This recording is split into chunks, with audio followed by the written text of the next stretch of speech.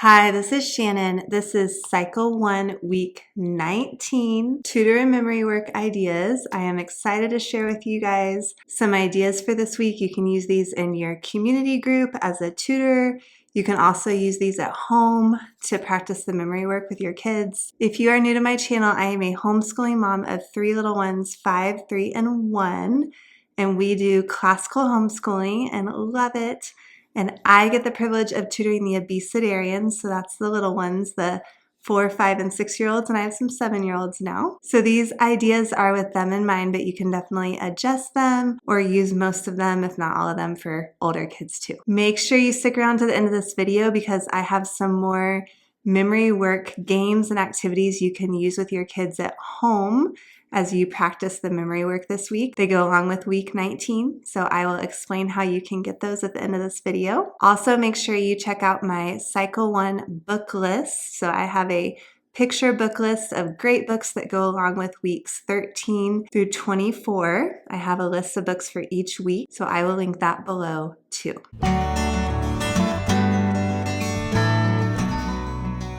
For English this week, we are doing the next 3 helping verbs. So I have my preschooling paper notebooks, and I wrote in them before class. So I wrote the first helping verb, shall, out, and then I wrote will with dots so the kids can trace it. And then I left a horizontal line for can so the kids can write that one out. So as I've said in my other videos, I like them to have some writing practice each week, and I love this because you can customize this to the level of the kids in your group, and you can actually customize it to each individual kid's level. So you could write out all the words for them and have them trace. You could leave blanks for 2 of the words if they're a little bit higher level and can write 2 of them out. So you can change it up depending on what's appropriate for your kids. So what I will do is I will have these notebooks out on the table. I decorate the front with each kid's name and a biology design. This is not an actual name of a kid in my class. I'm just using it as an example. But it shows them where they can sit, and then they come and I will help them trace will and write can. We'll go over the 3 new helping verbs. As they're writing, I'll sing the helping verb song that we've been singing the past couple weeks to the tune This Old Man. Once they're done writing, I'm going to have them close their notebooks, and we're going to do 3 new hand motions for the helping verbs this week. So if you've seen my past videos, we've been doing hand motions, and I'll show you the whole song in a second. But for this week, the first helping verb is shall. So we're going to hold our hands out like this, shall. And then will, we're going to hold a fist up in the air, so will. And then for can, we're going to show our muscle like that, can. So shall, will, can. So we'll practice those, and then I'll have the kids all stand up, and we're going to try the whole helping verb song starting with the definition, and then all the helping verbs through this week. We're going to do it together. So I will show you the whole song. I'll first sing the song just so you can hear the tune, and then I'll show it with the hand motions. All right, so here is the whole song starting with the definition of a helping verb. A helping verb helps another verb assert action, being, or existence. Helping verbs make lots of sense. Helping verbs do, does, did, has, have, had, may, must, might, should, could, would, shall, will, can. Helping verbs, they lend a hand. All right, now I'm going to sing the song with the hand motions. I'm just going to sing it a little bit slower. A helping verb helps another verb assert action, being, or existence. Helping verbs make lots of sense. Helping verbs do, does, did, has, have, had, may, must, might, should, could, would, shall, will, can. Helping verbs, they lend a hand. So we'll all try the whole song together. I'll have the kids try with me. We'll go slow at first, and if they're getting it, we'll speed it up a little bit. And then also, I'm going to give the kids a challenge that if they think they can do the whole song kind of as a performance in front of us, I'll give a few of them a chance to try. Another thing you can do that I've done that works really well is you can have the kids rotate showing one of the hand motions without saying what the helping verb is, and the other kids get to guess what it is. So for example, it could be from this week or one of the past weeks. One of the kids could do, what is that? Oh, does. Good job. Okay. Or one of the kids could do, what was that? Shall. So it's just a good way to review them and see if they can kind of get them even not as you're singing the song. Then I like to give the kids a sticker to stick on their books, and then by the end of the semester they'll have lots of stickers on their books. I collect these back so I can prep them for the next week. And also for English, I like to review the whole preposition song that we did first semester. We're going to do that each week throughout this semester too, and then at the end of the year we'll probably perform it for the parents. It's pretty quick to run through the whole thing, and the kids really enjoy it, and it just keeps it fresh in their mind. So I do that as well, and I will link below in the description my video of the whole song with all of the hand motions for the prepositions. So you can take a look at that if you need a refresher. That is English this week. For timeline this week, I have my timeline cards, and I put these dollar store letters on the front of each one. So whatever letter the event begins with, I put that letter on the card just because I have the younger kids and those that can't read yet. It just helps them identify the events. What I'm going to do this week is I'm actually going to have them already taped up to the wall. If you've watched my other videos, a lot of times I have the kids find the cards, I hide them around the room before we start our group time, and then I have them find them, and I have 7 pieces of painter's tape on the wall, and they can stick them up on the wall in the right order. That's what I've done a lot in the past. This time, I'm going to already have them stuck on painter's tape on the wall, and they're actually going to be in the wrong order purposely. And so I'm not going to say anything about it until we're ready to start timeline. And then when we're ready to start, I'll say, let's look back at the wall and let's sing the timeline song together. And you guys can look at the cards on the wall and follow along as we sing. So I'm going to start singing it and doing the hand motions, and I'll tell them if they can sing along with me, great. But I will encourage them, let's look at the cards that are lined up on the wall as we sing and just follow along with them. So I'll start out, Lincoln's War between the states. As I'm singing, and hopefully they're looking at the wall, I'm just going to see if anybody catches it. Chances are somebody will catch it, especially I have a couple of 7-year-olds in my group, and they're pretty quick. I think somebody's going to catch it.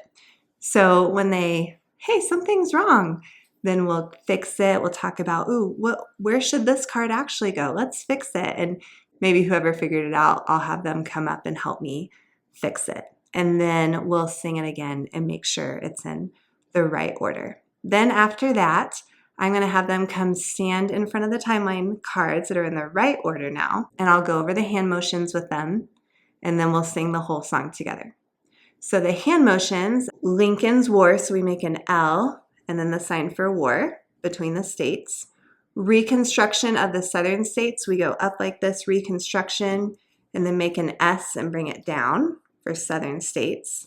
Dominion of Canada, we just kind of tug on our shirt like that. Otto von Bismarck, we connect our fingers, and unifies Germany.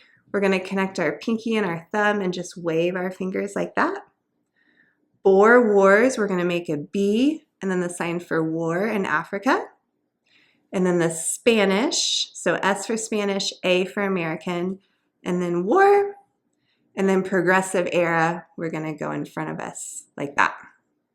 So we will go over those hand motions. We'll try to sing this week's part of the timeline song with the hand motions a couple times.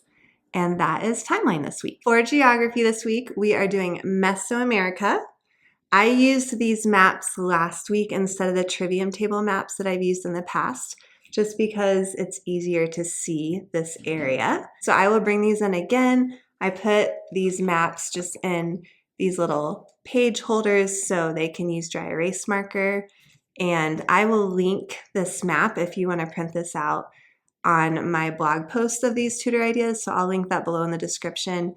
you can definitely just print this map out and use it too if you would like. So before our group time starts, I will have these maps prepared with the cities in Lake Texcoco in a different color dry erase marker so they can clearly see them. And what I'm going to do is I'm going to give them each a food eraser. I found these at Target. It's a little hamburger, french fries, cake, because we're going to eat some food. So I'm going to have them point to the different cities as I go over them. And we're going to talk about what kind of food we're going to eat in each spot. So first we're going to start with Mexico City, which is blue. And we're going to eat some Mexican food there. Then we're going to go to Lake Texcoco and have some hot cocoa. Then we're going to go to Mayapan and have some pancakes in Mayapan. Then we're going to go to Chichen Itza and have some chicken pizza. And then we are going to go to the purple city here, Oaxaca. We're so full. Whoa, I'm so full. Oaxaca. So that's just a fun little story to help them remember the cities. And then after we go over each one, I'm going to say, okay, who remembers where do we eat chicken pizza? Oh, Chichen Itza. Where do we drink hot cocoa? Oh, Lake Texcoco. So you can quiz them like that. I'm also going to teach them a song to the tune Skip to My Lou. And it goes like this. Mesoamerica, Mexico City, Chichen Itza, Lake Texcoco, Mayapan, Oaxaca. Mesoamerica, Mexico City, Chichen Itza, Lake Texcoco, Mayapan, Oaxaca. So we'll sing that a few times. I'll ask them a few more questions if they remember which city is which, what's this lake called, and that is geography this week. Also for geography, you might have heard me talk about this already. I made this Africa book for my kids, and it has a page for each country in Africa. There's a zoomed in country where the capital is, an animal that's really popular there. Here's one that my daughter has colored already, Morocco, Algeria. So each morning I just give her a few to color and we talk about them and learn a little bit about them. Just been a fun way to dive deeper into Africa. If you are interested in getting one of these for your kids, I will link below where you can find these. They're in my Etsy shop. Also, just want to share real quick, even though you probably heard me say this, you can see my Africa map behind me. They're just felt countries that snap on and off. And my kids and I have had a lot of fun learning the different countries of Africa this year. And we made a song to help us learn all the countries. So I'll link that below if you want to listen and try to learn it. Also, if you want to make a map like this, we also made a United States one last year. I have instructions on how to do that and patterns for all these countries in my Etsy shop. So I will link that below if you are curious. For math this week, we are doing area of a circle.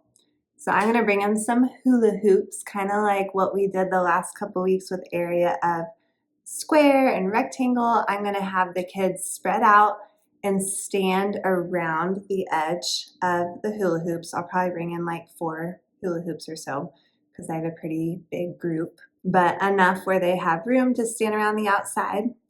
And first we're going to sing our geometry song, and they're just going to walk around the outside of the circle, not on top of the hula hoop, around the outside. Then the next time we sing this song, we're going to tiptoe around the outside of the circle. Then I'm going to have them just jump on one foot around the outside of the circle. Then I'm going to have them jump from the outside of the circle to the inside of the circle. And then we'll do it one more time where they jump with one foot from the outside of the circle to the inside of the circle. So each time we're going to do something different as we sing the geometry song. So the geometry song goes like this, and we've been singing this for the past several weeks, so they're pretty familiar with it by now. Geometry, geometry, let's learn some geometry. The area of a rectangle equals length times width. The area of a square equals length of the side squared, s squared. Area of a triangle equals 1/2 base times height. The area of a circle equals pi times the radius squared. The circumference of a circle equals 2 times pi times the radius. Geometry, geometry, let's learn some geometry. I would also explain to them that pi is a number and it's equal to 3.14, and it keeps going, and that would be a fun thing they could do at home, is explore more about that number with their family at home this week. So that is what we're going to do for math. For history this week, we're going to do some more silly words. I really like to do this because it is just really fun. The kids love it, and it helps them hear the history song a lot of times. So the way I do this is I sing the history song normally, and I tell the kids to listen really carefully because in a minute, I'm going to throw some silly words in and they have to tell me if they hear a silly word. I will start out singing it and it goes like this. The Anasazi of the southwestern United States built adobe villages in caves and on the sides of cliffs from 500 BC to AD 1200. So I will sing that and then I'll say, okay, now I'm gonna throw some silly words in. And if you hear a silly word, you have to raise your hand. So first I'll say, the posy, not posy, what should it be? Oh, Anasazi. Okay, all right, let me try again. The Anasazi of the southwestern United States built Gates? No, it should, oh, United States. Oh, okay. All right, let me try again. So then I go back to the beginning and do it correctly until the next silly word. All right, so then I do it again. So I would start out singing the Anasazi of the southwestern United States built Moby villages. Moby? No, it's not Moby. What should it be? Oh, adobe. Okay. So then I go back to the beginning and I do it correctly until the next silly word. The silly words I used were posy instead of Anasazi, gates instead of states, Moby instead of adobe, waves instead of caves, sniffs instead of cliffs, and TV instead of BC. Then after we get through all the silly words, I'm going to have them stand up. And this is a great song to just dance to. So I'm going to have them dance as we listen to the song a few more times. So that is history this week. For Latin this week, we are doing the third declension noun endings. So what I'm going to do is show these to the kids on my tutor board, and I'm going to sing the song for them and just kind of point to each noun ending as I sing. And then we're going to do some yoga poses. First, I'll sing the song. It goes like this. Various east.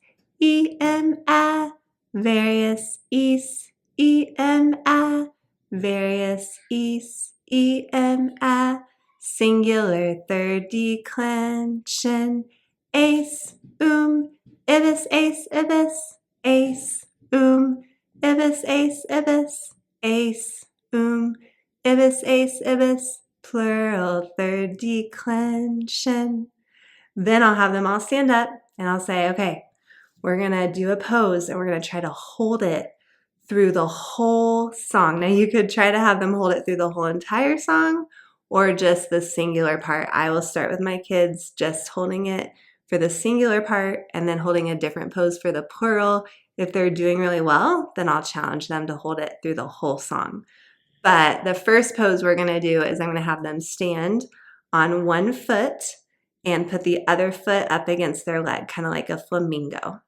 And then we'll sing through the singular, see if they can hold it the whole time. Then I'll ask for a volunteer for another pose. Like, who knows another pose we could do? So, for example, we could, just hold one hand up like this and try to sing it. We could try to lay down on the ground with our feet up in the air and try to hold our feet up in the air as we sing it. So I'm going to let the kids kind of lead what our poses are for this. They really enjoy being able to come up with different things. So it just has to be a pose. I'll just do enough poses so we are able to sing through the Latin song several times. That is Latin this week. For science this week, we are learning some ocean zones. I'm going to teach the kids a song to the tune Bingo, and I'm also going to have them do some hand motions. So for the first one, for epipelagic, they're going to raise their arms up as high as they can. So epipelagic. And then for mesopelagic, they're going to bring their elbows down like this, like yay. So mesopelagic.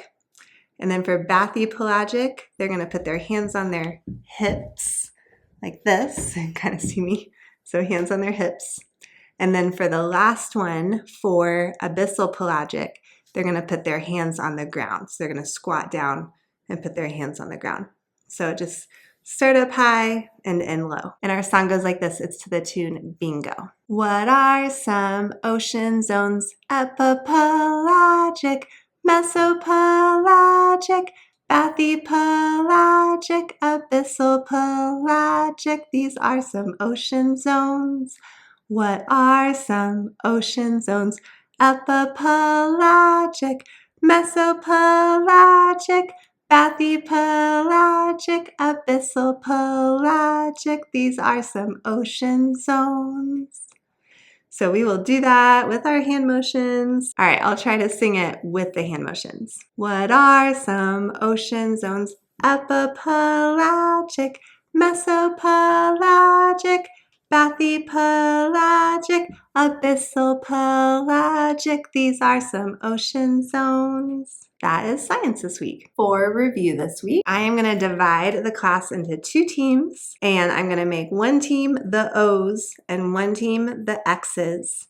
And on a whiteboard I have in the little classroom where we meet, I'm going to make a tic-tac-toe board on the whiteboard as big as I can. And then I'm going to ask a review question to the first team, to the O's, and anybody on that team can answer. So I might say, what are some helping verbs that we learned so far this year? And then they'll say a few, and if they can say a few helping verbs, then I have one of them come pick a spot where they want to write an O on the board.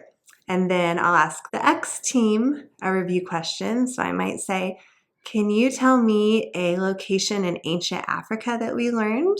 See if they can answer that. And then once they answer, one of them can come up and write an X. And I'll just make sure we rotate so different kids are getting to come write the O or the X on the board each time.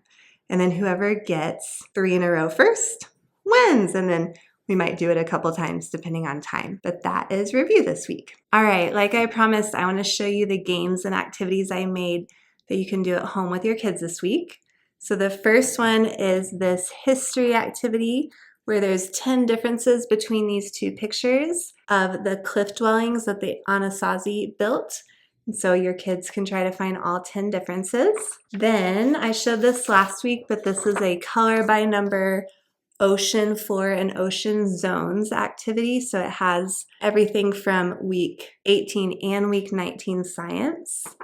And then I have a dice geography game again for Mesoamerica. So this has all the locations from last week and this week. And I also just included a blank map that you can use for reference with the cities from this week and the locations from last week in Mesoamerica. And then I have my Latin bingo game. I've showed this before, but it has all the Latin noun endings on it for weeks 15 through 24. So great way to review Latin. And then for English, I have these helping verb cards. I have shown these before, but we play Go Fish with them.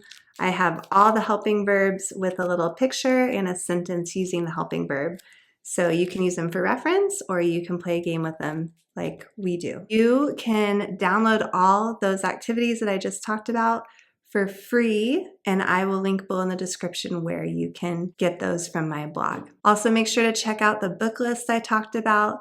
Great picture books that go along with each week of cycle 1 for the second semester, so weeks 13 through 24. And check out my Africa book if you are interested in that. Thank you so much for watching. If you're enjoying my videos, please subscribe to my channel. I'm posting at least 1 new video per week, sometimes more, relating to homeschooling, tutoring ideas, songs that we make up to help us learn the memory work and healthy living. And then also I like to post what we do throughout the week homeschooling wise and healthy recipes that we're making on Instagram. So check that out. Also check out my blog where I have all these tutor plans written out, lots of other blog posts, and all these free activities that I've been talking about. Thanks so much for watching and have a great day.